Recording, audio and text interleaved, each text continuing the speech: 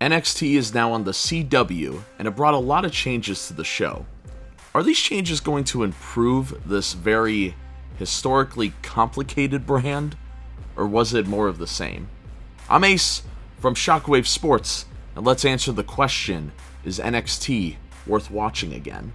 The show was in Chicago, so no doubt a different feel than the usual NXT venue at the Performance Center.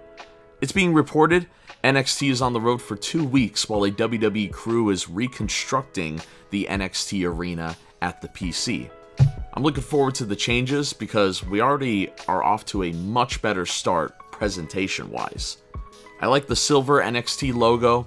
I wasn't a fan of both the 2.0 logo and the white and gold logo, so this was a nice change. I'm also glad they didn't just go back to the black and gold.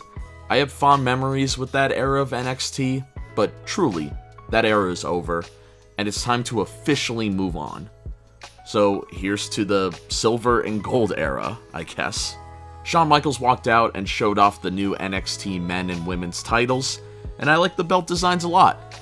Similar vibes to the modern UFC silver belts, and I like the use of the color silver because it's developmental. It's supposed to be secondary. That's why the WWE ECW title never worked as a main roster world title, because when you see silver, you think second place. But these belts actually are meant to be stepping stones, so good job when it comes to all that. The first match was for the NXT Women's Championship, with Roxanne Perez going up against NXT's newest big signing, Julia. They put on a banger, as Sheamus would say. It was a fun start to the night, and it ended with a returning Cora Jade helping Perez retain her title. Would have been neat to see Julia get a big victory, but long-term wise, this is probably for the better, and now they have planted seeds for a Cora Jade and Roxanne Perez alliance/feud incoming. Wesley took on Zachary Wentz in a street fight, and I gotta mention that they were in a commercial break, and the broadcast almost missed a coast-to-coast from Zachary Wentz, but thankfully they got it in on time. Wesley got the win in a solid match. The Miz had a Miz TV segment with Tony D'Angelo and Oba Femi, and not gonna lie, this segment bothered me. Tony mentioning he's from Chicago, but the match against Oba for the North American title is going to be in St. Louis next week, so all that talk about him being raised in Chicago does nothing for the match itself. Should be a good match though next week. They should probably keep the belt on Oba Femi though. Fatal Influence took on Jada Parker and Lola Vice next. All I gotta say is Fatal Influence is just not working for me. They feel like a Dollar General version of Fatal Attraction.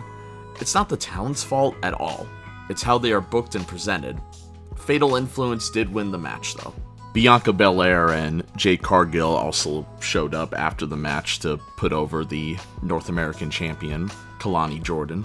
As Mark Henry would say, it's time for your main event with All Ego Ethan Page versus Trick Williams for the NXT title, with a little Chicago twist, because CM Punk is the special guest referee.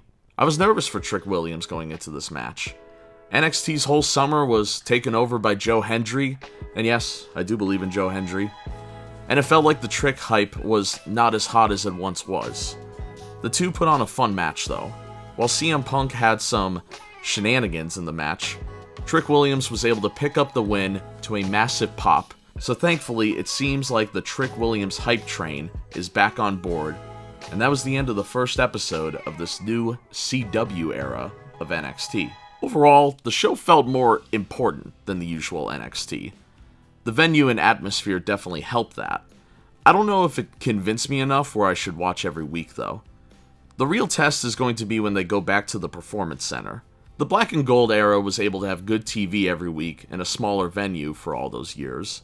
So there's no doubt in my mind, the Silver and Gold era could bring that same fun television. I'm a little weary on some storylines, but the main storylines with the main event titles still intrigue me, and that's the biggest thing you want to get over anyway. I wish the undercard was a little better.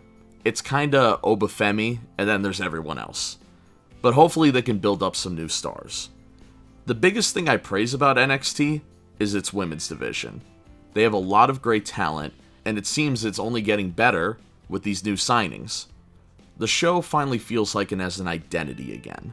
We have officially escaped from the 2.0 era, and I am looking forward to see what the Heartbreak Kid has in store for next week in St. Louis. Thank you for watching this review of the latest edition of NXT. Let me know if you want me to review next week's NXT episode in St. Louis. Randy Orton is in action, who is one of my favorite wrestlers. I'm very curious to see how him and Javon Evans will do in the ring. Subscribe to the channel and check out our WWE 2K series on the channel. It is the #1 destination for your creative wrestler. See you all in the next video.